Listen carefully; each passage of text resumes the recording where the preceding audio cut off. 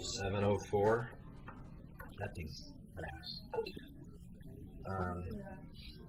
Yeah, 7:04. Is there any public comment on items not listed on the agenda? Yes.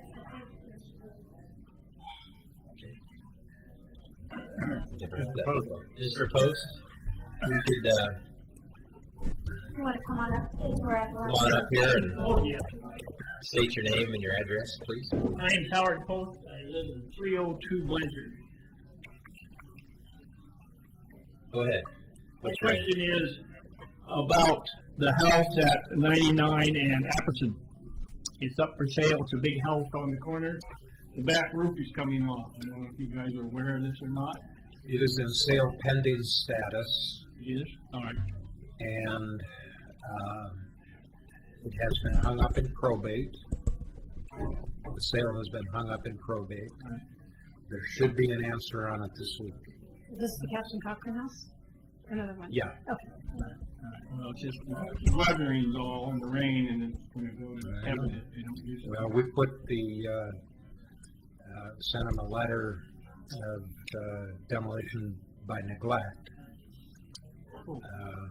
a year ago, and the response to that was they had no economic ability to deal with it because it was in the state, and they put it on the market. There is an offer, an accepted offer on it right now, but they haven't been able to execute the sale because of probate court. That's my only question. That's where it is. Well, and definitely let me know when that happens, because I can send my letter out again. Thanks. To the new owners. City provide some blue tarps? Yeah. We can actually. Bring the tarps. Well, yeah, I think so.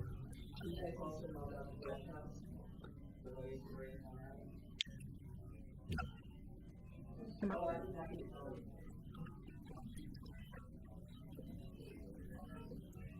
Two of the neighbors that live adjacent to the Frank and Annie Bush house on Jefferson Street. I think it's 204. I'm guessing the yellow house that sits up above the hill.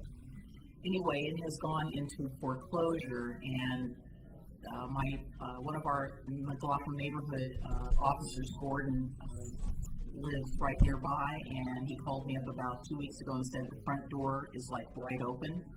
So he secured it. A couple of other neighbors came and helped, but unfortunately, all of the original fixtures, door hardware, and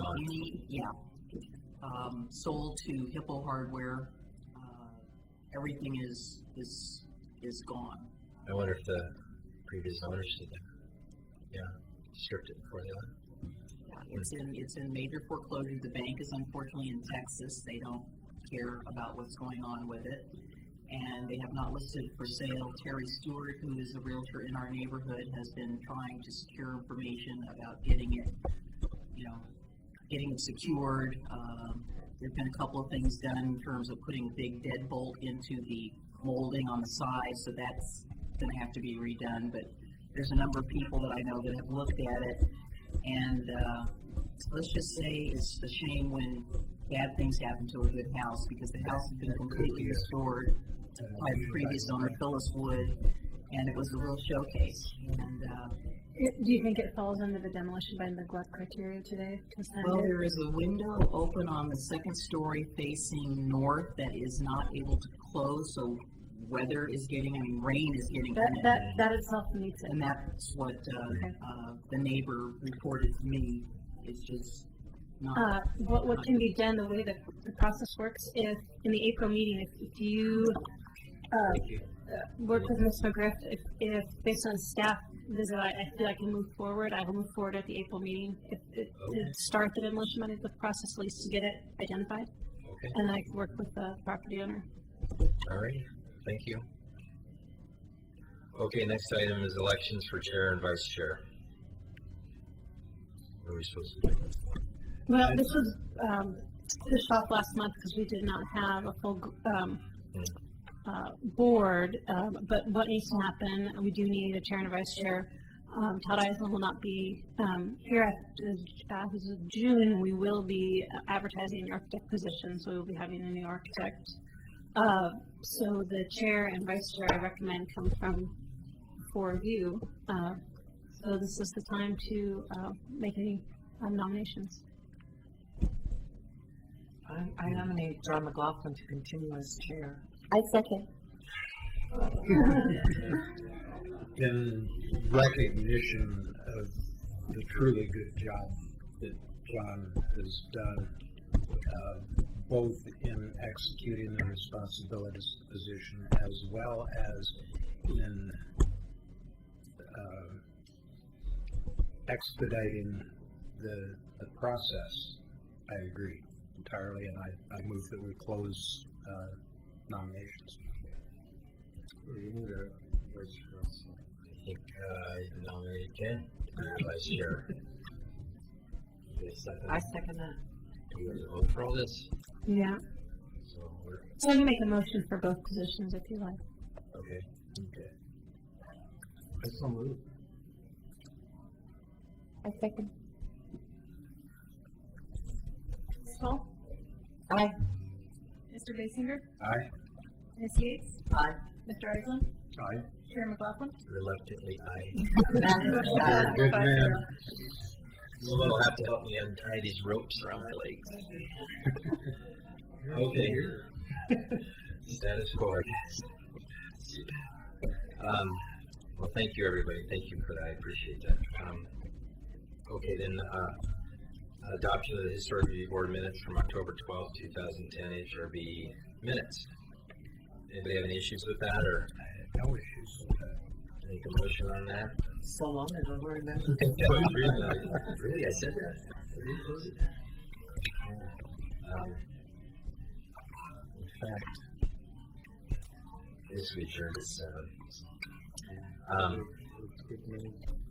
I so move we approve the minutes. Second. Ms. Hall? Aye. Mr. Basinger? Aye. Ms. Yates? Aye.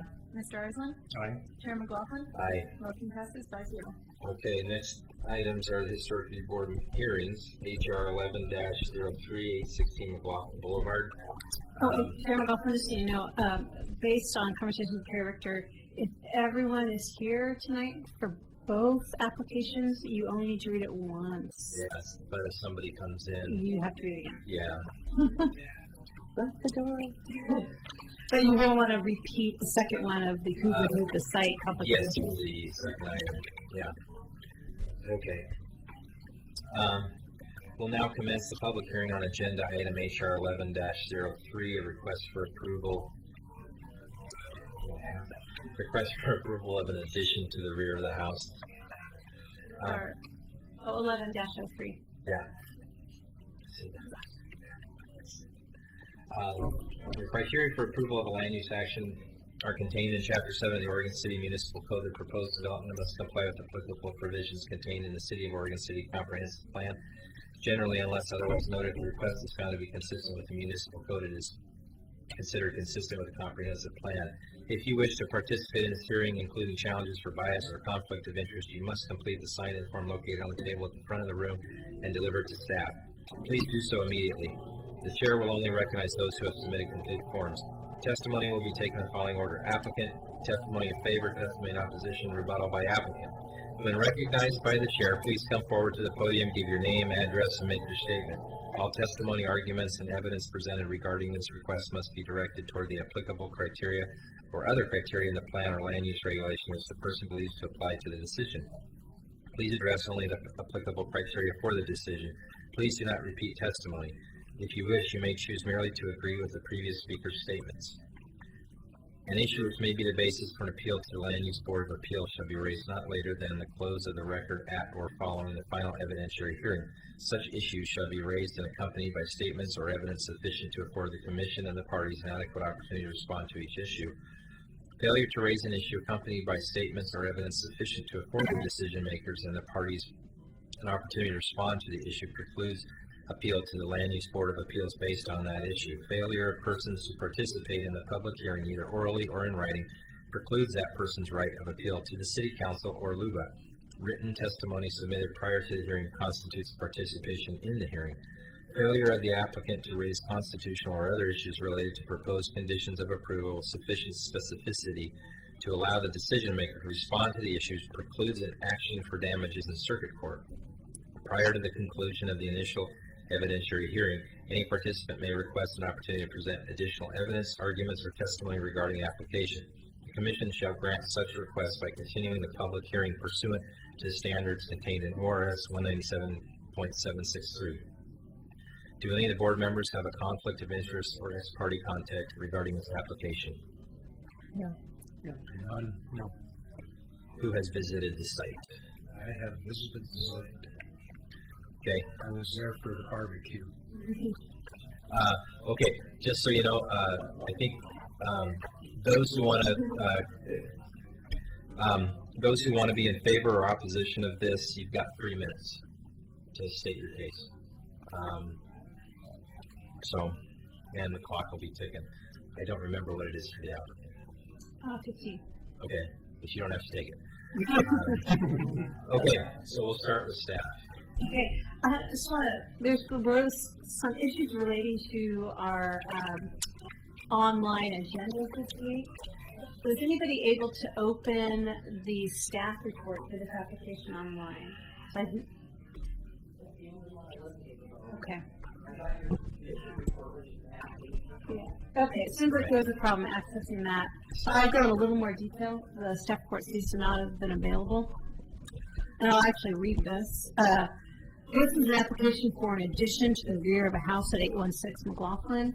In January of 2011, a fire which resulted in over $158,000 in damages occurred within the house. The applicant has chosen to move forward with a remodel addition rather than proceed with a demolition request. Staff visited the site in early January and saw extensive damage to the interior of the existing living room and dining room, which is the rear of the house. The applicant plans to expand the usable space of the house while it is undergoing fire restoration. According to the applicant, the proposed project consists of a 1.5-story rear addition to the existing structure. The addition will add approximately 470 square feet to the existing structure, approximately 283 square feet on the main floor and 184 feet on the upper floor. This additional space will be used for bedrooms. The applicant initially turned in plans that depicted the addition as an offset addition to the east, which we're calling option A.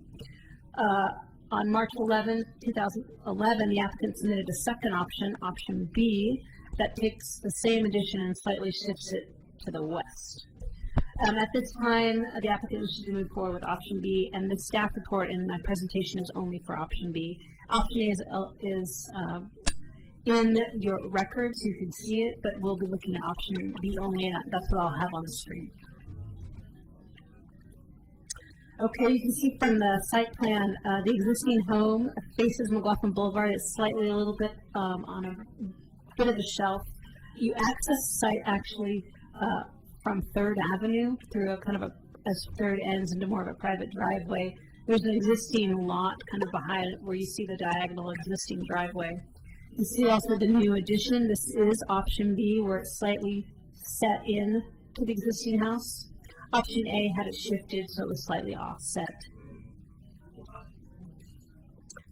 So arrows to help you go through, but this is the proposed addition. The rear is where the arrow is, and you'll see it also has the main volume bedroom and then a closet and a bathroom. The front is the front of the house is and the porch is at the top of the page.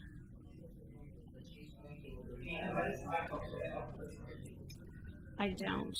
Let's see. I think just follow the. This is the front of the house. This is the 1920s little side addition. That's actually a kitchen now, and this is the proposed rear addition. This is the second story showing the rear addition. It's actually this roof plan, I think, really clearly identifies what's being done. This top of the peak and of both the addition and the main house will be about the same. It's just a slight offset. And originally, the applicant came in showing a continuation of the ridge line, and I recommended on a staff level to offset it to once again differentiate the new from old. I think there's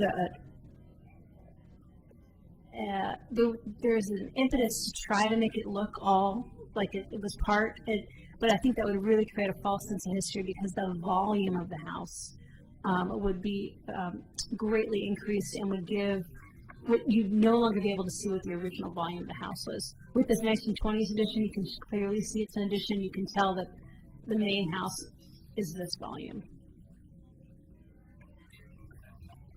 This is a sketch of the front. If you can see, you actually can't see the addition at this elevation. It would just be slightly behind here. This is the rear of the house looking north, so this is where you see this addition. I'm looking at the side. See the addition here? This is the main volume of the house. The other side, this is the edge of that 1920s addition where the kitchen is, and then just looking to the back, the new addition. Showing photographs. This is all from McLaughlin Boulevard, so you can see the 1920s addition. This house had the front porch. It's kind of a unique house in the sense that it has the vernacular classic revival main, but until the 20s, the porch was added, and then a lot of the windows became multi-pane 1920s lights up on top. So it is a bit of a Frankenstein house, but it does retain both changes have gained significance over time. The 1920s addition and all the alterations to the windows. This is the rear of the house. You can see the fire damage. So this rear porch would be removed. And so you see the addition is going to be coming right here. This is showing the rear porch. So this should be removed.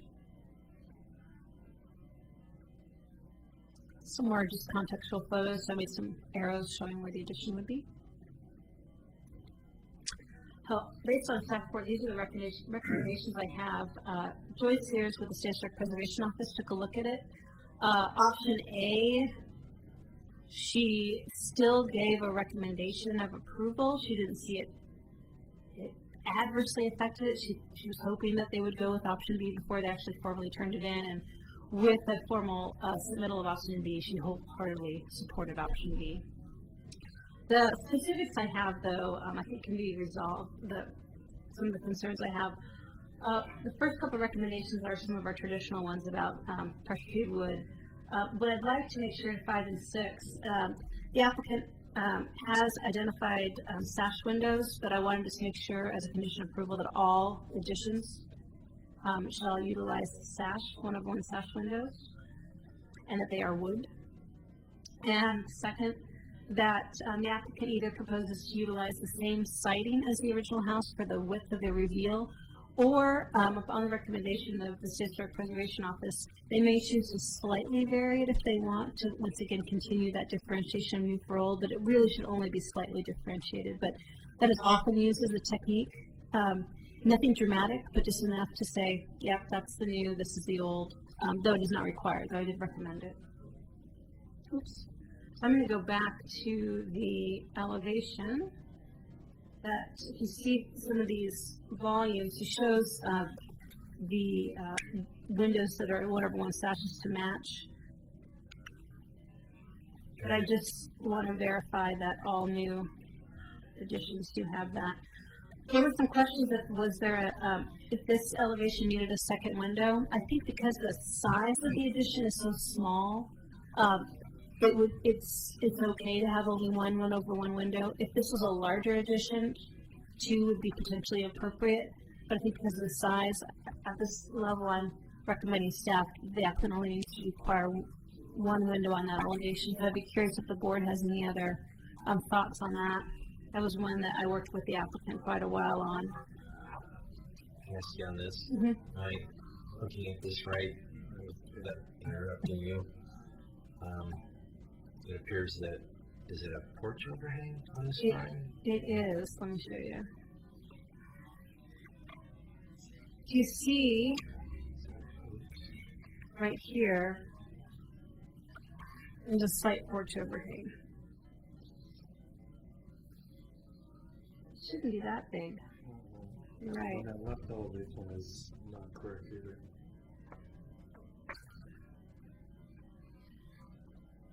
I know, you know what, go back, yeah, I might bring Russ, up, but it's not a porch, that was an option A, I apologize. And I'm gonna bring the applicant up, and he may be able to speak more to this. Yeah. My name is Russ Eels with Willamette Restoration, general contractor, working with Farmers Insurance and Kevin Vinecore on the fire damage repair and possible addition. What we're looking at, how do you turn the page? The back elevation. Back elevation. Oh, it's right there. This section right here to here is actually the overhang walking to the rear entrance of the home. This section here is actually the jog in the home. This section right here, if you was to walk right through that wall, you would end up into the master bedroom closet. So if we go back to the floor plan, the main floor plan, we'll go to,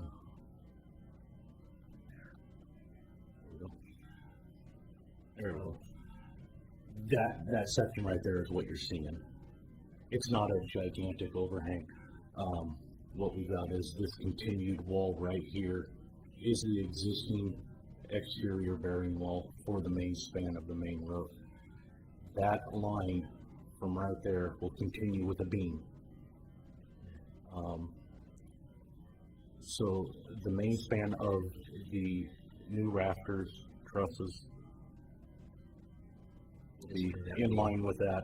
Here's where we get the offset, which gives us the offset of the ridge. This covered patio is basically right in here.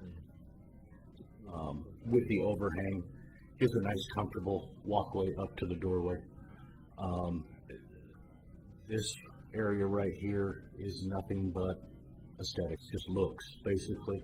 It's not much of a useful porch, but it can be with, you know, an additional porch out here.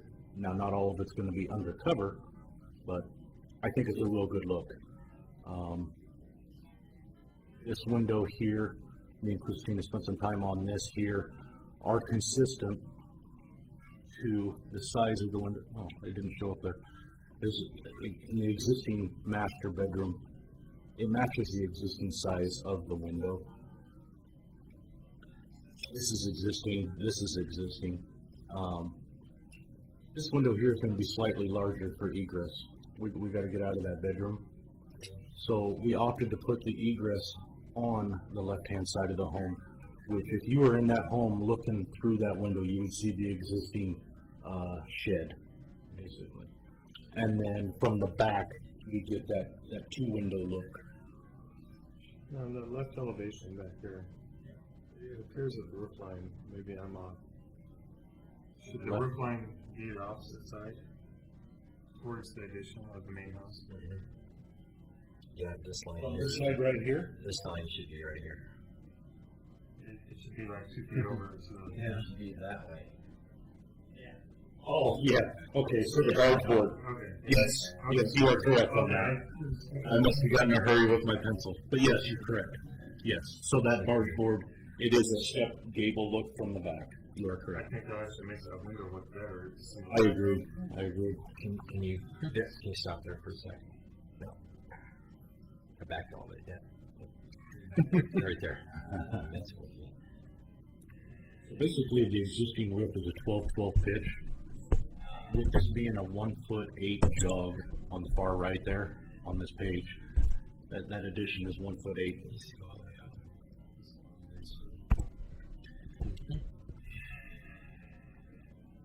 Basically, the ridge are offset that same amount.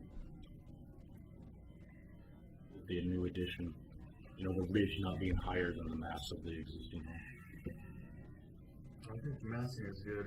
It's that long cantilever porch that is a little troubling.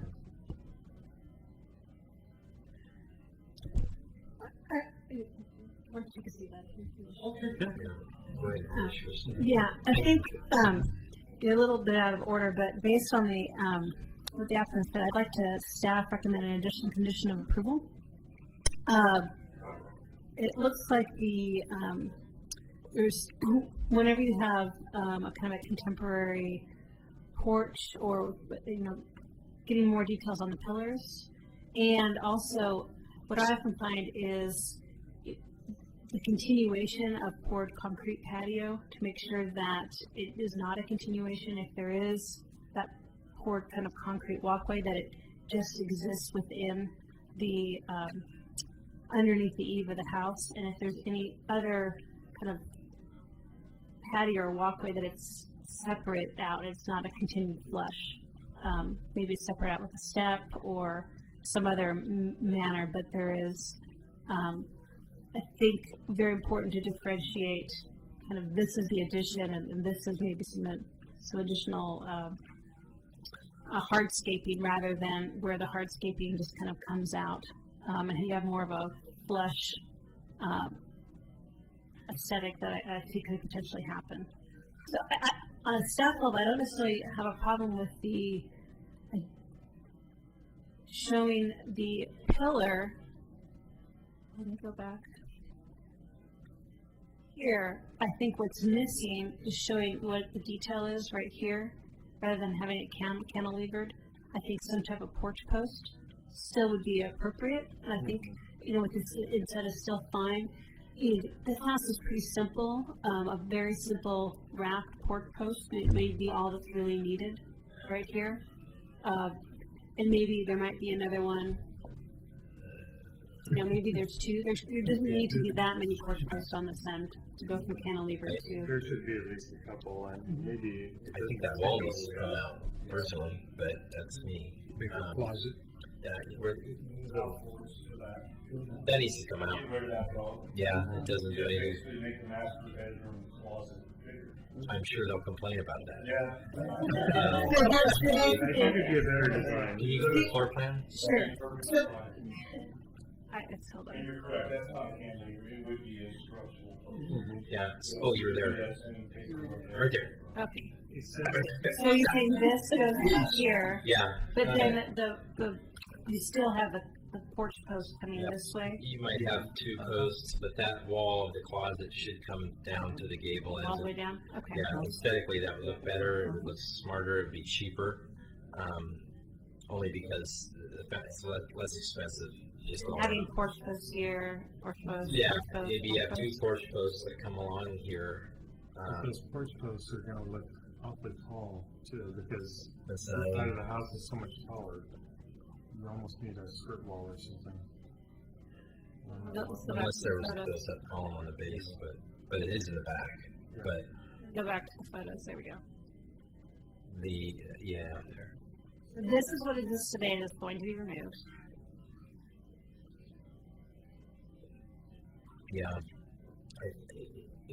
There'll be taller columns, but there's a way to mitigate that. Taller than this. Mm-hmm. Yeah. Look at that elevation, that rear elevation.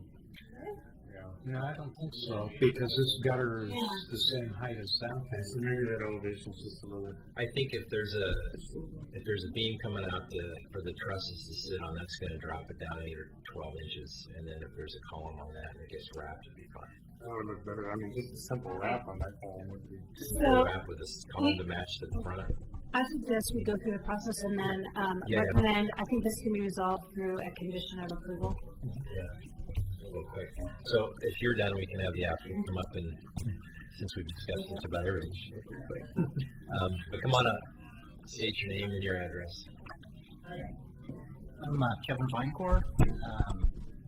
Temporary address is 3720 Southwest Bond, prior 816 South McLaughlin. Recently suffered a fire, basically what we've already talked about. Rather than knock it down and start with something new, we'd like to try to restore as much of the old house as we can to still make it as livable as possible. Becky looks at it because there'll be room for her and the kids to move into.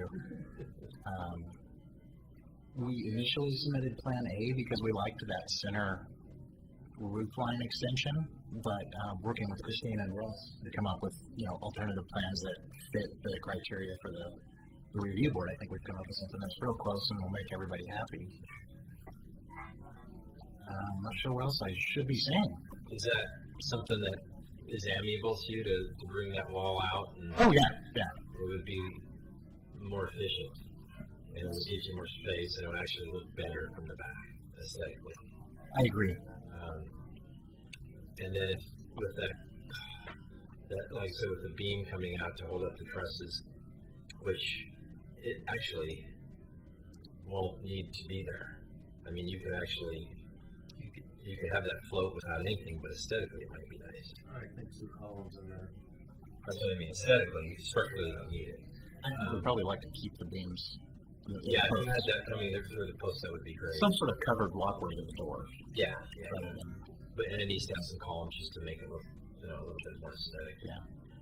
But structurally, you don't need to be there. Oh, you have to come up. Come on up. Running that out to that gate. I don't think so. And this is just my opinion, but I mean, that is the bedroom, and those windows can work there. But if you're looking for symmetry, I don't know that it's an issue so much because you don't have it on the side, you don't have it on the back. Okay, that's the only thing I can see that, okay, perfect. Unless somebody else has a problem. No, I think that's it. Yeah. Anybody have a question? Are all the windows egress size code? The new ones? In the new ones, Yeah. we will have an egress size on the bedroom window. Oh, sorry. Out the gable. We're all recording. Well, sure. I think I'm done. Yeah, that's Okay, thanks. What we talked about was this existing window right here is no longer going to be there. And, with the new gable jetting out there. The new window, this is an egress window. The new window will also be an egress window. Right. Out the front, I don't know if I got a good picture of the front. I'm sure I do. Out the front, this window right here is undersized by code for egress. This right here, I talked to, I don't remember the gentleman's name at the city, that if this is not labeled a bedroom, if it's labeled a den or anything like that, it could stay that same size and not code-wise have to go through an egress. So that's kind of the route that we're going, of Okay. not utilizing that as a bedroom. But you have to remember, if it's less than 24 inches off the ground floor, you're gonna have that. right. In this situation, they're not touching this room Okay. through what they're, so it's kind of the path of, But the new addition, that window's gotta be above. correct, in the rear. Yeah. There's a front bedroom and a rear bedroom. Yeah. And that window in the back will be a 305 or. So, but you're not putting in a new window in that hole? That hole, Yeah. yes. You are putting in a new window in If I can save it, I'd like to restore them, if I can. Yeah. Well, isn't that gonna make her have to have a sash limiter? Talking about the back window or the front one, I'm The, sorry. the front one that you said that you're trying to save that. I'm trying to at least save the rough opening Right. side. Right, the rough opening Possibly the side, window too. if it's not 24 inches off the floor, if it's lower than that, you're gonna have to put sash limiters on your, Oh, no, it's higher than 24 inches off the floor. Yeah. This one here, although it's not, that one there goes right down to the roof. It's just a floor design, but that one needs to be an egress window. And then on the new left-hand side elevation, that is where the new egress size window will be on the addition, for that new master bedroom. That guy. That guy right there. Yeah. uh-huh. Can you go to the back elevation again, please? Yeah. So that window up above, is that a 3050? That Yeah. will be an egress size Yeah, window. cool. Okay. Anything else? Does anybody have anything else before we open this up? Okay. Well, thank you. Good. Okay, did I get the thing with Jason? Did we get cards?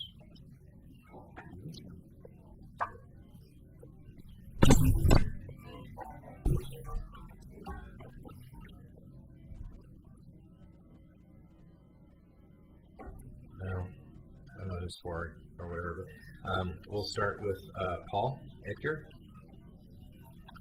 And we're gonna start the shot clock at 3 minutes. Yeah. Or so he's- Paul Edgar, Indian Neighborhood Association, Land Use Chair. We applaud what's being done. I think that the addition of the change, moving the wall out where the closet is perfect, putting the posts in are perfect. We've offered to help the client in anything they want within the neighborhood to help them through this process where having tipped over 26 million dominoes doing my house, I now recognize that sometimes you need, even if it's psychological help during the time. But this looks good. We are in total agreement with what you're doing. Thank you. Thanks. Thank you. Thank you very much. If you don't need psychological help during, definitely. Okay, Denise McGriff, representing the McLaughlin Neighborhood Association. Oh, is that for something? That's Laura's. Okay. All right, then I don't know if the applicant wants to come back up or we're good there. Okay. All righty. Then I think we're going to close the public hearing and we either continue to discuss this or make a motion. My first comment is to commend the applicant for preserving the house. I think that's a very desirable thing. And I like everything about it. Well, does anybody want to make them? I do need actually wording for the revised do that. condition. Can we do that in the motion? Or do you want to, maybe it's, If you go back to the conditions of approval that you had up here earlier, we can correct the typo in paragraph 3, no fence on the roof. I think that should say, I think we do want a roof.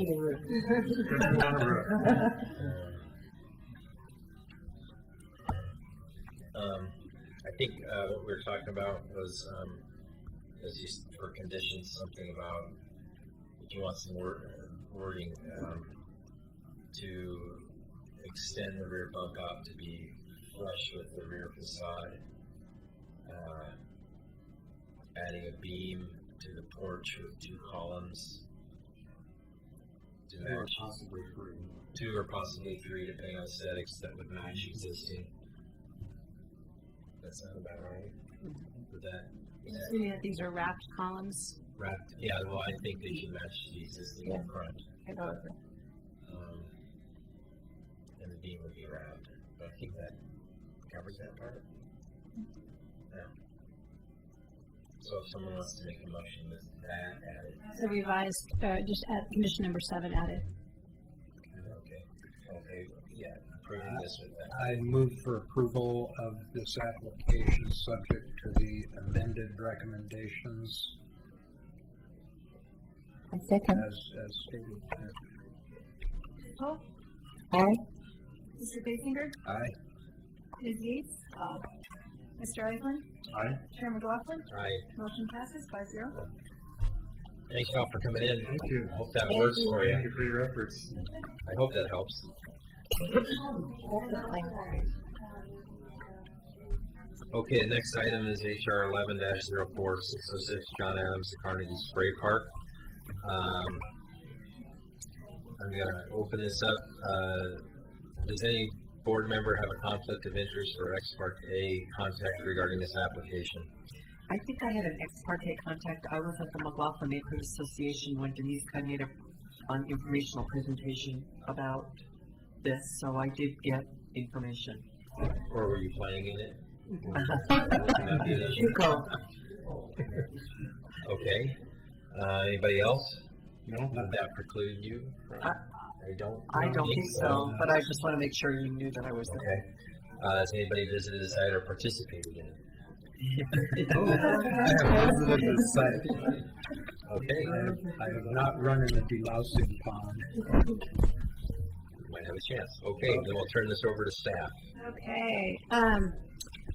This HR, excuse me, 11-04 is approval for revisions to the spray park, originally the wading pool at the Carnegie Library. This project consists of improvements. The wading pool, it says originally built in 1950s. I've also heard potentially 1930s. Regardless, it has gained significance over time.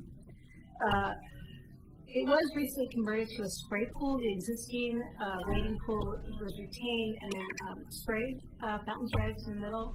Since that time, ADA requirements and state requirements require that bowl to be lifted and flat. So what the city is trying to do is retain the retaining wall, I guess, to keep the retaining wall, but they need to take out the bowl section and flatten it up and potentially put new spray mounts in it. Because it's a design build project and they have kind of a little, I don't quite know exactly how much money they have to utilize. What I'm trying to do at a staff level is to give them kind of a range of what they can and cannot do.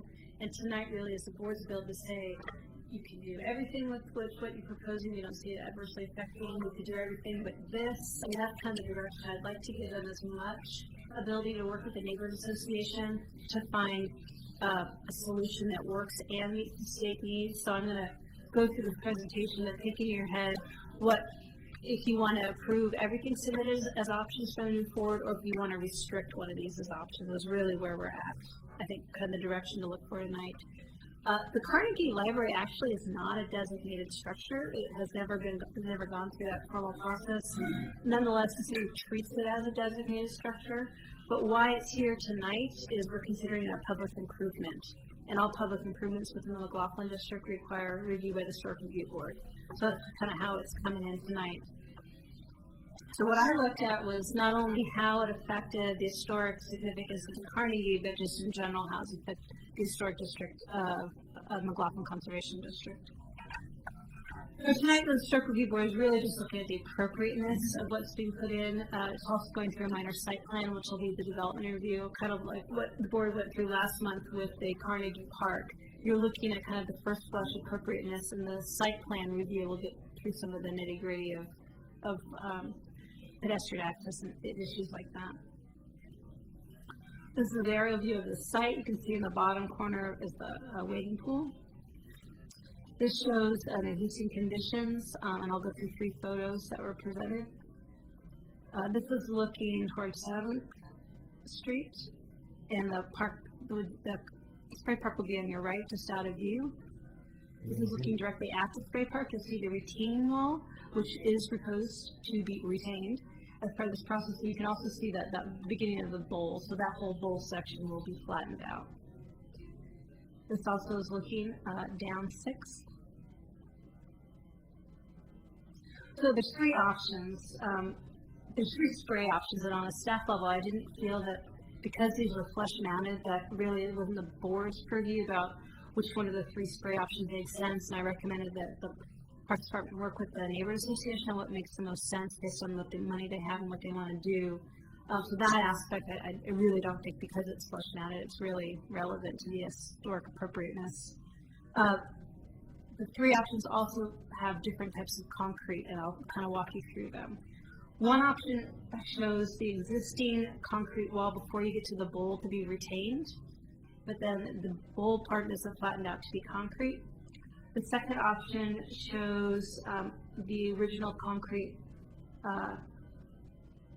wall and perimeter walk to be retained. It also shows concrete. And then this last one shows a colored concrete and 2 different kinds of colored concrete. I'm talking to Denise Kine. I didn't put this in the staff report. There's still a little bit of question if that concrete walkway that surrounds the perimeter can be retained. They really want to keep it, but they wanted to potentially say what happens if we can't, just by when it's designed, what the board thinks of that. And Kurt Lango from Lango Hansen Architects is here tonight to answer any questions you may have more specific information on some of these details. Here are the 3 surfaces they're proposing. One is a medium broom finished concrete.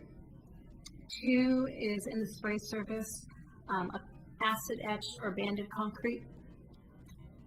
And 3, a colored concrete. And the star design is not what's being proposed, but it's just an example of the color. So just real briefly, I'm recommending that all three of the fountain configurations are approved and that the city will just work with the neighborhood association on finding the most appropriate one. Based on what's been proposed, I can't make a staff determination that the colored concrete is appropriate or inappropriate with what I've received. So what I'd like to do is to give them the ability to pursue that as they work with the neighbor association, and hoping that if it's not appropriate, it'll fall out through that discussion. I don't think you really can tell if kind of that colored concrete until you really get out there and look at the samples and look at the wall and really figure it out to say, yes, that would blend in and not be a really modern element. I think what they're trying to do with the colored concrete is to try to get it closer to what it is today, whereas if the whole thing becomes brushed concrete, it starts to become an element, and only after a long amount of time will it kind of receive the secondary element. So where they were going with the colored concrete was actually trying to find a way for it to be less visible. But I don't think you really can tell that until you get on site and start really comparing the colors. And I did not want to put them in a position of putting a condition of approval and having to come back to the board if they went with that. I was hoping that this neighborhood association process would either move them down that path or not. But I wanted to give them as an option to pursue further. So really, our recommendation is that they move forward with everything proposed as long as they work with the neighborhood association on them. And so what I'd like to get from you tonight is, do I need to add additional conditions, or do you need to have an option just removed straight out from this proposal? I guess I'm a knucklehead, but SC 11-. That's the site plan. So it's also going through the minor site plan process. I do have questions about the overall design. Having done several of these down in Corvallis, where we've retrofitted waiting pools that were almost identical. There are other options rather than just filling it in. Why were those ruled out? And that's why I'm going to bring Kurt Lengo in, who can speak. From what I received from him, that the new regulations, they have to be flat. I couldn't continue with, and also and I let him speak, the type of concrete we have now, it's not slip resistant to the newest standards, and so it has to have a new material put in. That's one of the reasons why it's closed. So I'll let him kind of speak to that, and he can talk about alternative analysis.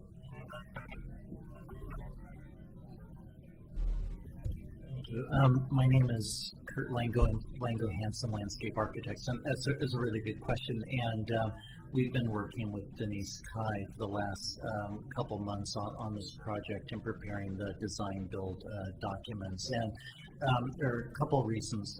First of all is that there was a desire to put in new bubblers or spray heads, and they thought when they did that they would have to tear up that existing concrete surface and replace it, and you'd never be able to match it. The second reason, as Christina mentioned, there have been kids and parents slipping on that kind of steep slope, so they felt like they needed to do something there. And lastly, that edge actually sticks up another 3 inches beside the existing concrete surface. So you can see that little lip there, so they would have to take that down. So for all those reasons, they felt like, we're going to have to do something with it. Yeah. I had a question. These 3 designs, is one over the other going to dictate if this happens because of budget, or is budget not an issue right now because you don't know what it is? You know what I'm saying? Like, if they say, hey, we want the Cadillac, sorry. Yeah, it's a good question. And the design build process, and they went through with, and forgive me if not pronouncing it, it's Rivercrest Park? Yeah, that one's pretty nice. Rivercrest. Yeah. So this is a similar process that they're doing, where they're going to give these 3 designs as part of the bid package to a number of different contractors, and they're going to ask back how much can you do for the budget, which might be like $60,000? So those contractors will come back and they'll propose, a certain amount of spray heads, qualifications. So basically what they have is they have a budget and they're saying, how much can we get for this budget with a qualified contractor? And somehow amalgamate all these in one of those. I guess.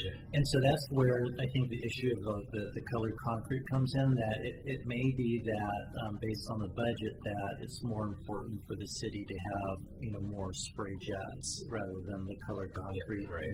Other contractors may have a deal with that and be able to put that in the project at no additional cost. How is the colored concrete going to weather over time, given chemicals and things that are going to be used? Yeah. It'll be honest, it will fade over time. I guess partly depending on whether it's in the water area or if it's that sidewalk surface. I think the idea is that whatever sort of colored concrete it's muted, the bright colors tend to not last. I think as you mentioned with the fading, so it would be more in the tans or browns, or maybe even the charcoals is what I think the city was looking at. I have a question about the slide.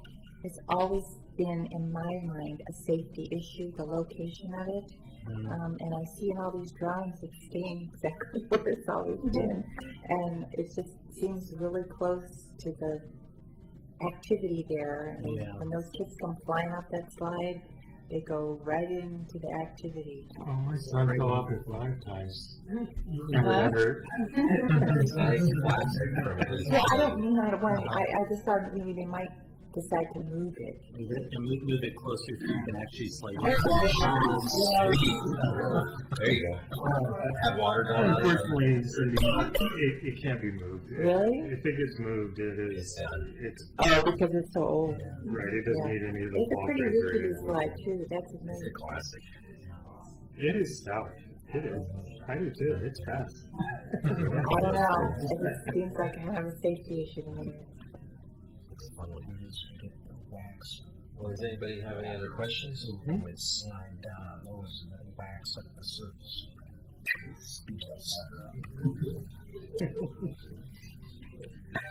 Interesting. I think that's it. Yeah, thank you. Thank you.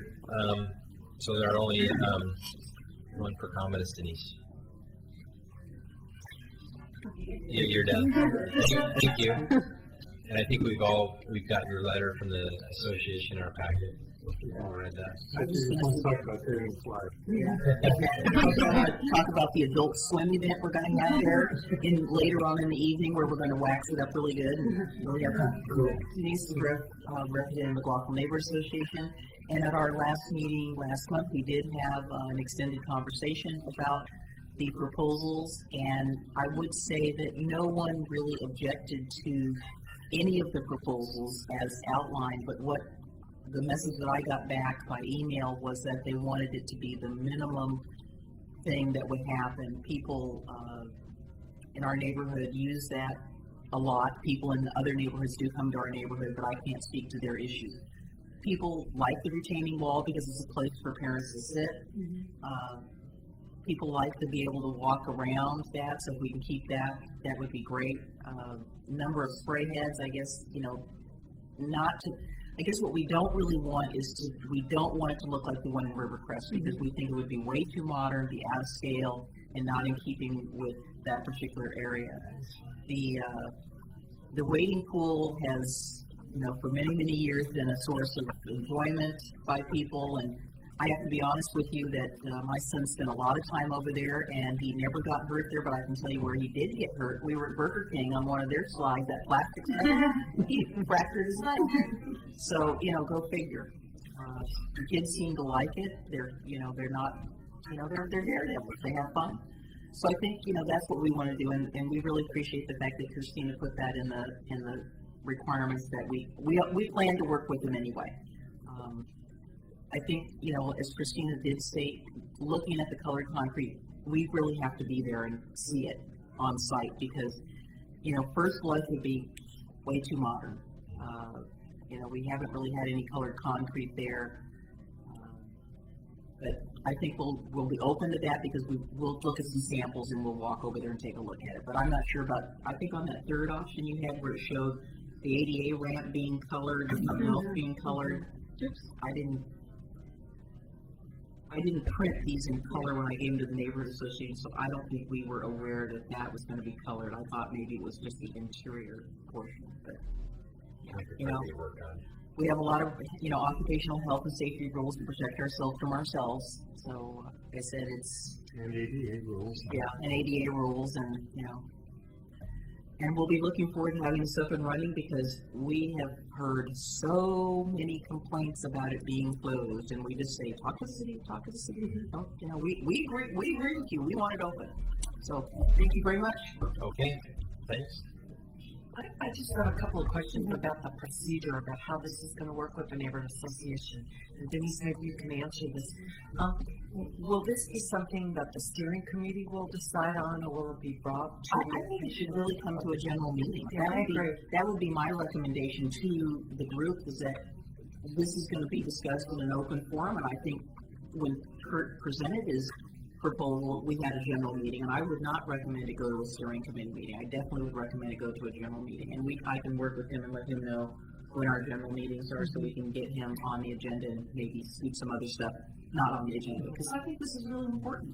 Yeah, I agree, and I think, you know, I don't think in this particular instance you need to have individual property owners notified, and there's no property owners right there.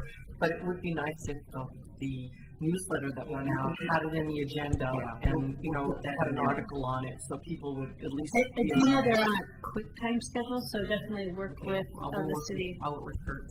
Okay. I want to get it going. I do have one other question, not for you.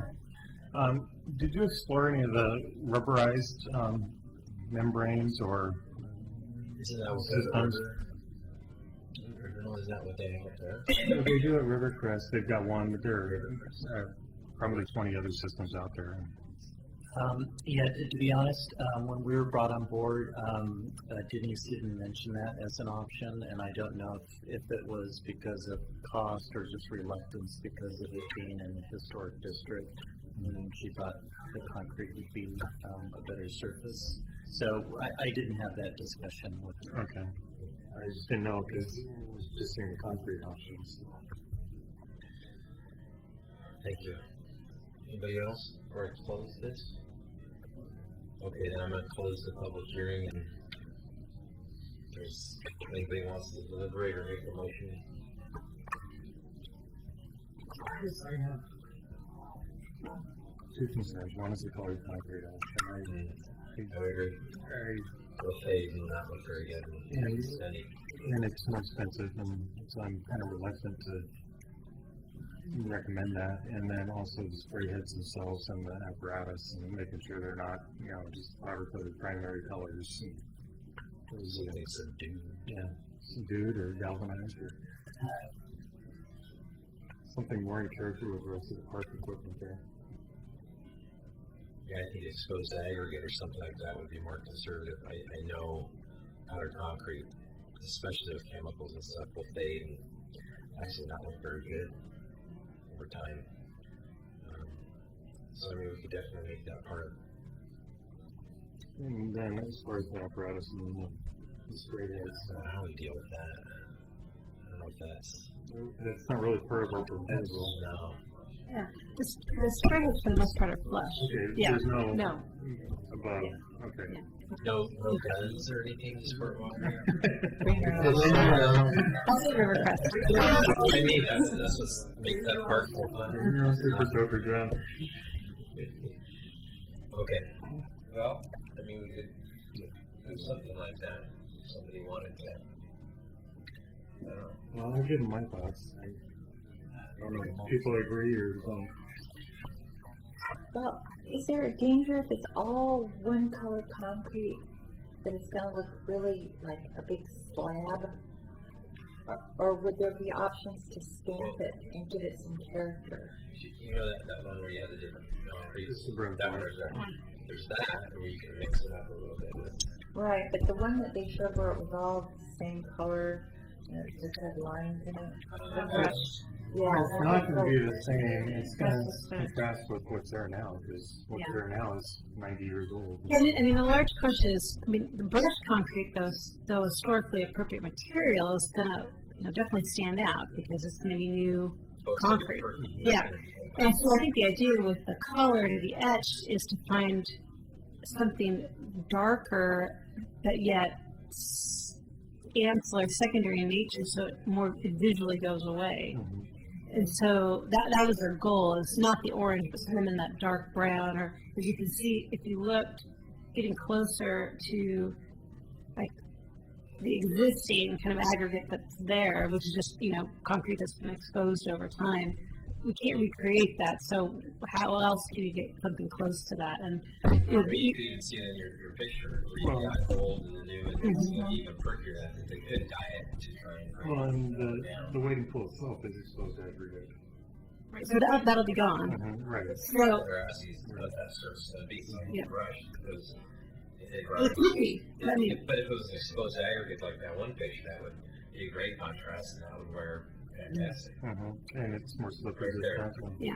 Yeah, The that would look cool. And you can add some granite aggregate in to really make it. So I guess the question from the board is what you're saying is if it turns out that the community wants more spray heads and would rather just have regular concrete, is that We don't okay? want to put a financial. Right, is that okay? Forces. Because it's you're balancing is there any of these materials just not appropriate? Or, I think what the board can say, we recommend you go with option A. Yes. You might go with an N option, but the other two would be okay. Or this other option would not be appropriate and we're not going to allow it as a condition of approval. So that's kind of way to think about this. No, I don't think so. Disapproval. We need to figure that out. Yeah, I don't think we want to say that we don't want to allow anything. We can But recommend. you think if there's something that you think would not be appropriate. I would like to recommend you not do the colored concrete, just because I think over time it's had degrade rapidly and just be a waste of money. I agree with that. I would think they'll end up doing some sort of exposed aggregate. It's a little one. So we can make that part of the motion. If you want, I mean,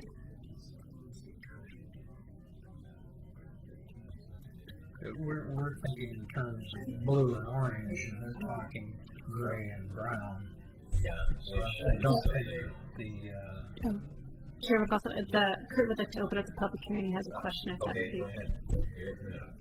Well, when we talk about no color, I guess what are the colors that we're talking about? Because we could potentially add some charcoal or some darker colors so it isn't so bright to begin with. And I think that's what it probably is. Instead of we're going to do a colored concrete, it might be a tint to try and, even with the exposed aggregate, to try and get it in keeping with what's around it. And make sure that any color that's added is integral and not just surface. Exactly. Yeah.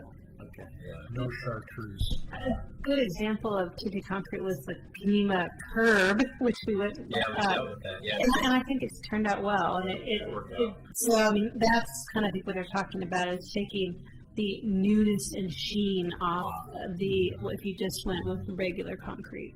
Or like the water improvements that were done at Coffee Creek where it looks like the rock color. I mean, something like that is appropriate. But Will this come back to us after the neighborhood association? The goal is not to. So this is the goal is tonight is what your conditions are them to move forward because they're on a tight time schedule and they can't really come back.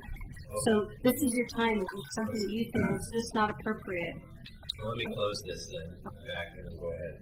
I guess the question I still have is, if we use the concrete that has color, even if it's a very muted color, will parts of it that are more exposed to the chemically treated water eventually get to be a different tone or a different color than the rest of it? Will it look blotchy over time? I think if they seal it, it should be okay. Don't forget, it'll get mossy. And it'll all the same eventually. I think just the natural wear and tear, I think there will be differences in color, but I think that's why we don't want to use a real strong color, because I think it will be more evident parts that wear and parts that don't. But if we're adding a tint or just a slight kind of muted color, I think it's going to blend in much more. As long as it's interval color and matches the surface of light. I think that. Yeah, and they mix it in with it. Yeah, I think the exposed aggregate would be great for them because Nice It's contrast. a little bit safe and it looks good. There, just one note, what we would be doing is an acid etch, which would be similar to that. So it wouldn't be as pronounced as what you have out there, which is a real heavy exposed aggregate, because that causes the slipping. So. Yeah, Exposed aggregate does? it's thicker than well, it depends on the kind of aggregate that you use. If you use a granite shirt or something, it's But I mean, I've seen acid etched on interiors and it seems a little slippery. So it depends on the ceiling that Oh, they okay. put on it. So, a lot of times exposed aggregates thicker than fresh. Well, if you use river rock. Yeah. Oh, yeah. You need to allow for public comments this year. Is there any other public comment on that? I'm closing it then. So let's have a motion for this if we can.